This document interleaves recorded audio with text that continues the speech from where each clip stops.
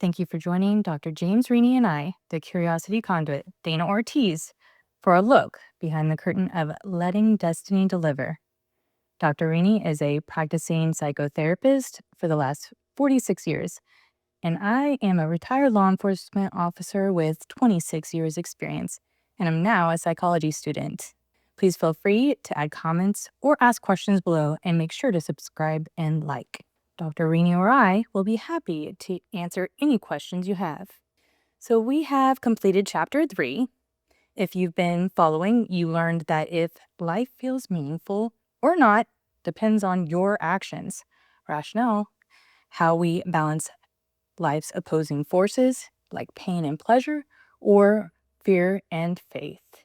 And this balance is achieved by connecting with our unconscious mind and developing faith in it, which can help us create our own positive myth and purpose. So today we will start chapter 4 and discuss how breaking free from limiting beliefs and understanding the 3 forms of psychic energy can help us shift from self-sabotage to self-health and unlock deeper personal growth. This conversation may lead to feelings of inspiration and curiosity, and it could also create some inner movement. That's all welcome. Life will reveal your destiny through all opportunities you keep yourself available for. So allow yourself to stay open, and let's see what destiny delivers. So I'm going to start off with reading a quote.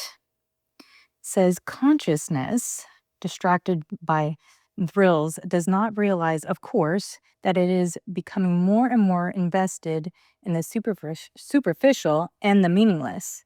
What is meant by that? The best way I can put that is that the ego is easily seduced by things and shiny objects, Hmm. thrills and frills. The pretty things in life? Yes. Hmm. Where the unconscious is where the self lives and is emerging from. And of course, who we are is much more significant and meaningful than the superficial things and the things that the ego tends to be attracted to. So that's why I call it a distraction, because we get distracted by material things, physical things. But you say here that it doesn't realize that it's happening. So the consciousness distracted by thrills does not realize, of course, that it is becoming more and more invested in the superficial and the meaningless. Because it doesn't know what it doesn't know. So it's easily distracted. If that's all I know, then I don't know that I'm missing out on something greater. I don't know, this comes to mind when I was a young kid at home. My mom made lasagna, and I didn't want any lasagna because I didn't like the way it smelled and I didn't like the way it looked. And my mother never made me taste it, so I never ate it. So fast forward, I'm 21 years old. I'm invited to a dinner party, and guess what they're serving? Lasagna. So I can't say, oh, I don't like lasagna, so on and so forth. So I tried it and I go, oh my God, this is so good. You see, so kind of a mindset there that I had come up with because I didn't like the way it smelled, I didn't like the way it looked, made me reject it as something that was for me. So in everyday life, we are barraged with all these things to get our conscious attention. And we get so inundated with it, we don't realize that there's something more significant and deeper to life than those things. And that's why it becomes a distraction, and we don't even realize it's a distraction because we've been consumed by it, or we're consumers of it. So I think what I wanted to say about this was, this is an example of how the conscious mind, with the ego becoming invested in the superficial, is intertwined with also mindsets, right? And not positive mindsets, not mindsets that are for growth, but like the negative mindsets, right? Or limiting. Well, let me say it this way. The ego needs to be entertained and stimulated. It doesn't want to be bored. Okay. And some of the stuff, unfortunately, that is more meaningful is boring. It's requires, a certain amount of discipline to overcome. Like if you have to study for a test, it may not be interesting, but it's very important to learn what you're learning. So the ego tends to get invested in things that are superficial and meaningless because they're easy, they're fun, they're exciting, they're thrilling. But unfortunately, those things wind up being superficial and meaningless. You go out and get drunk the night before, you have great fun, but what do you get out of it beyond that? Hangover, maybe cirrhosis of the liver if you drink enough. But, who doesn't want to go out and have a good time and party or whatever? I mean, I know it's not for everybody. This is not my point. But the ego tends to be invested that. Ego seeks entertainment and stimulation. Unless it's more mature and highly developed, then it will seek out some of this other stuff, but it has to become aware of it. You have to realize that, oh, okay, this is meaningless. This is not really benefiting me any. Correct me if I'm wrong here, but I've often equated that the partying, that fun, the superficial, all just running away from yourself.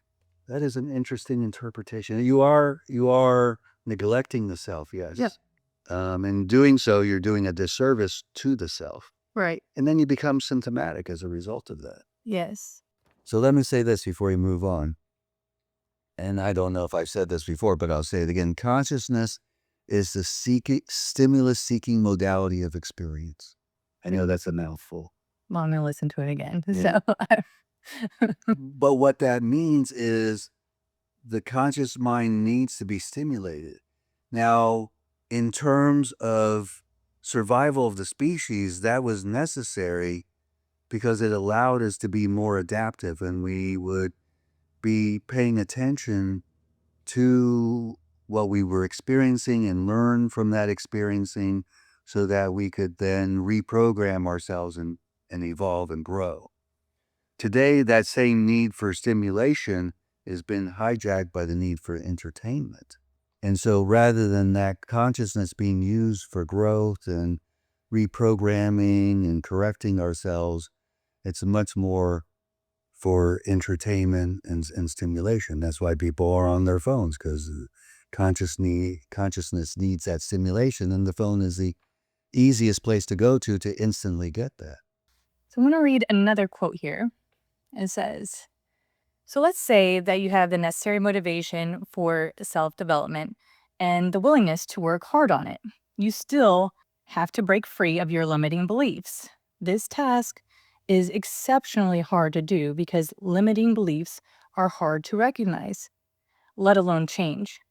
Breaking free of limiting beliefs becomes even more difficult because contemporary culture cultivates many beliefs that run contrary to self-development. So this is really going along with what you were just talking about.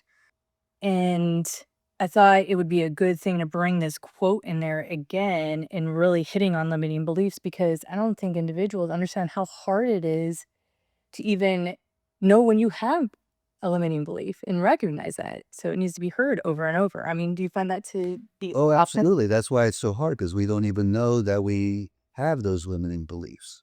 Like back in the day, it was believed that, a man couldn't run a 5-minute mile until Roger Bannister broke that.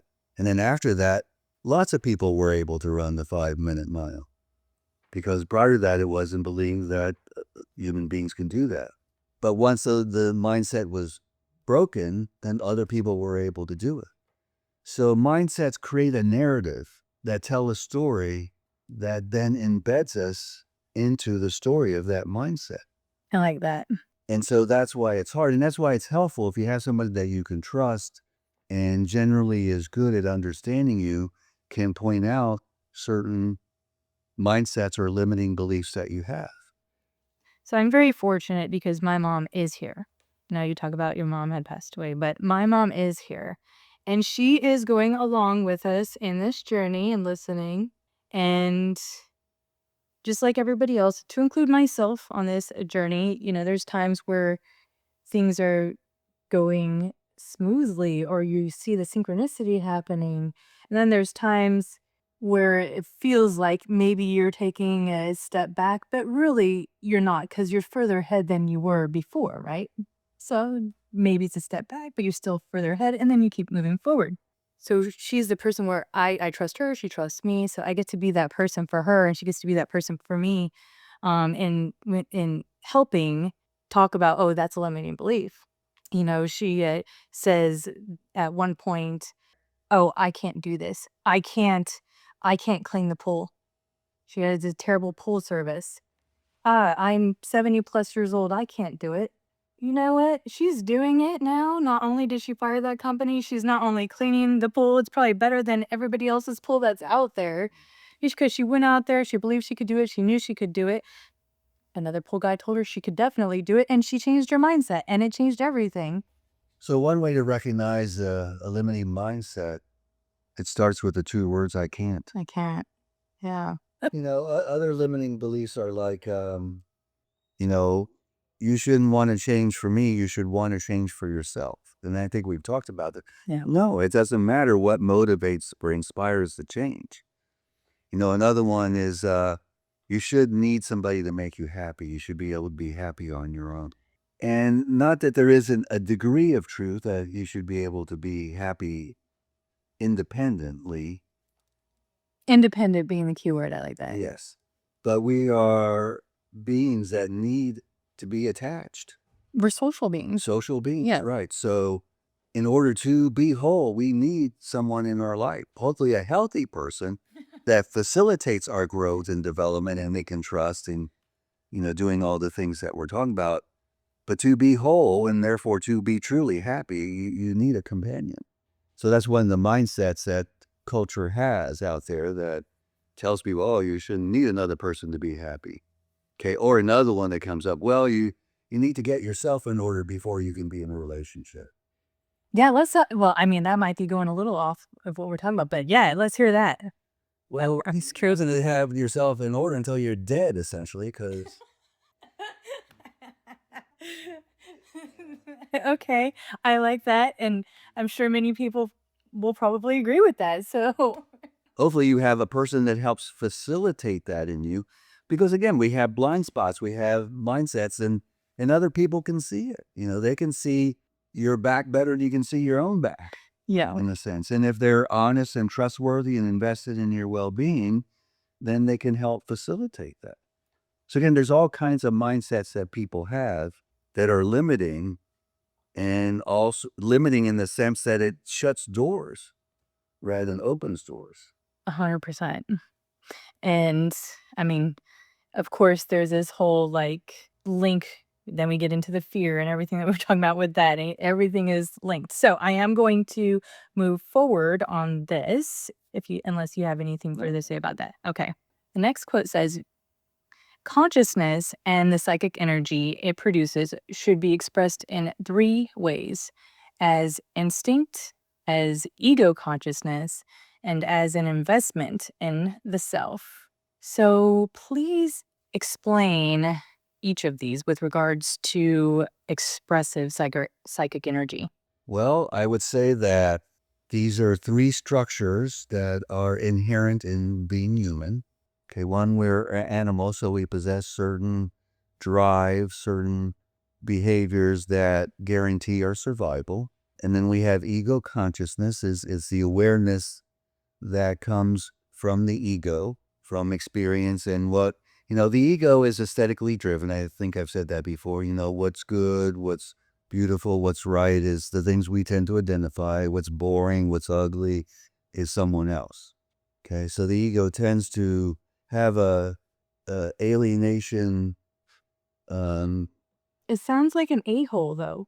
Is the ego a-hole? An a-hole? Can be. Um, Is there a nice ego? A good ego? well, the ego is supposed to serve a reality testing principle.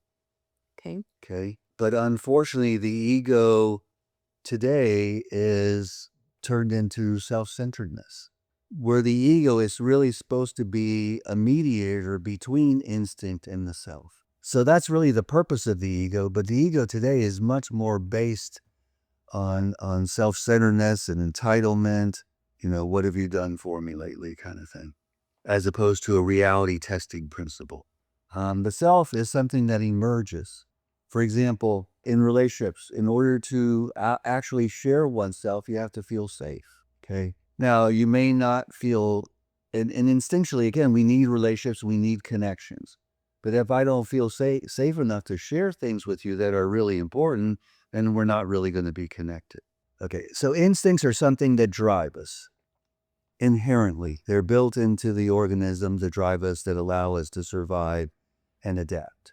Okay. The self is that part of us that is our genetic code that we are meant to be. Okay, that's why different people want different professions. Some want to be lawyers, some want to be doctors, some want to do construction or work with their hands. Everybody's different because we're all have a different genetic makeup. Okay, now, for example, if somebody puts down a profession and you don't pursue that because they put it down, then that becomes ego consciousness. I'm no longer hosting and honoring myself because somebody has put that down. Now, if I was much more in touch with and honoring the self, I would not allow that put down of what I want to do to stop me from pursuing what I want to do. Now, that's unhealthy ego consciousness. Again, healthy ego consciousness is there to reality test. Is my interpretation or what I'm thinking accurately? And so I find a way to pursue that, or with time, the truth is revealed. So it reality tests, but then also acts like the immune system and rejects what is foreign. Right. But that's, again, where part of that consciousness is to be open to that idea. Okay, rather than rejecting it, is okay, well, let me see if that makes sense. See if that really does reflect a part of me that maybe I didn't see or didn't know. And that's part of that ego consciousness, again, is I have to be open and receptive and reality test rather than automatically become defensive or rationalize or, discard or what you're telling me just because I don't like it, because it's not something my ego wants to think about myself. Okay, so it can reject ideas that are foreign but are necessary, but it also can reject ideas that come from someone else that then make me not as proud of what I was doing, or it's not as good as I think it was. And a healthy ego is to say, no, this is who I am, and I'm going to honor and host that. Okay, so let me say this as a different one. Okay, like I have a client and she's, very empathetic, very vulnerable in her willingness to be open and receptive to people. And a lot of people will call that, you're too sensitive. And so they make it a negative rather than a positive. And so in reframing that, I'm saying that that sensitivity is really awareness and knowledge, and therefore something positive rather than something negative. But at the same time, I taught her how to empower herself so that she could combine that sensitivity with empowerment. Whereas before, that sensitivity for her was associated with weakness because everybody was telling her she was weak. And therefore, she felt bad about that sensitivity when really she should have been hosting it and honoring it, because it really gave her a deeper level of awareness of what was going on. But it would overwhelm her rather than empower her because, again, she was told it as a weakness. And change the meaning of what was being said. Right. So she'd know how to interpret it. Right. And she has become very empowered and very hosting and honoring of her sensitivity. I like that. So this quote says, this is you being very straight with the readers. I am not here to make false promises or to give you false hope, because there is pain on the path of self-health, just as there is pain in self-sabotage. At least the pain that comes out of self-development is empowering, whereas pain from self-sabotage leads to emptiness and despair.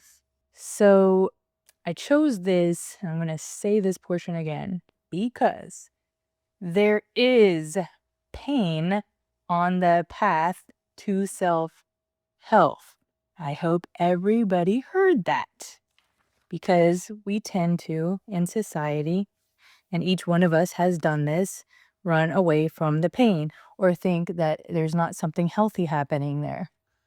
Well, as a society, we are pain phobic.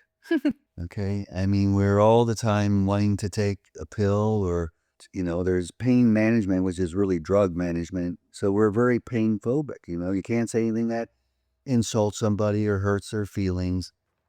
Whereas pain serves a therapeutic function, is what I said. And unfortunately, some of the most important growth comes from pain.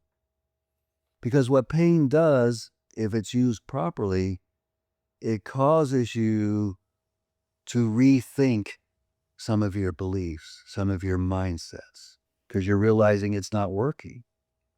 Definitely. And that's why it's a path to self-health, because through that pain, you come to new truths, where the pain that comes from staying stuck in things that are false will continue to give you pain, but will not be healing in any way. And so you stay stuck, and stuckness leads to emptiness and despair. Now, I'm not saying go seeking pain and whatever, but, somebody, breaks up with you in a relationship and you're hurt, you can become vindictive and wanting to, badmouth that person and alienate all their friends from them. Or you can look at that and say, what do I need to change in myself so that I can become more desirable or more attractive or, more valued in a relationship? I like that. Now, I've thought about a statement I'd said before. Would this be accurate, me adding one word? That pain is the mind-body way of telling you it's need for change. Absolutely. Ah, right. One word. It makes all the difference. Okay, I get it now. It's there to get your attention. And if you don't pay attention, you are still ignoring something that you need to pay attention to. Now I understand some pain needs to be muted, yes, because it's due to an injury or, just something physically wrong going on. But a lot of pain is there to get your attention and to bring about change. Yes. Well, what I'm excited about is this next recording that we do, the next episode. It's taking everything that's been taught and that we've learned, and then it's giving Pathways. it's giving them a means. Right. A structure by which. Yes, which is very cool. And I think that a lot of listeners are looking for that, but there was some foundational things that needed to be taught first. Actually, yeah. Yeah, yes. So, is there anything else you? I was hoping you'd ask that. Well, I'm glad I delivered. For a minute there, I thought you weren't going to do it. So, yes, you're asking me to explain these quotes, okay, which is good. But the thing I want to add to this is that I do not want my interpretation of those quotes to limit how the listener can interpret the quote, because they have their own way of associating to things that is then more personal to their own experience. So if you hear these quotes and you're making sense out of them in a different way, that's good. That's okay. So I don't want to create limiting beliefs that are limited just to my interpretation of what I'm saying here, and be able to expand that out where it's unlimited in a sense. I like that. I like that. It allows them to also exercise their free will, which we have sometimes. If society Well, gets it's holding part of us down. development, because the way I understand it is unique to me as an individual, Yes. as opposed to me just parroting what other people are saying or doing. Right. Okay, is there anything else you would like to add? No, thank you. Thank you for joining Dr. Rini and I on this journey behind the curtain of letting destiny deliver. Join us next time as we will learn what the 3 A's are and start the journey of the 10 pathways, a means to achieve self-health. And this is what a lot of us have been looking for, the means. Now ask yourself, What part of your life might destiny be trying to speak through right now? Keep exploring, stay curious, and remember, destiny isn't something you chase, it's something you allow. Until next time, be well.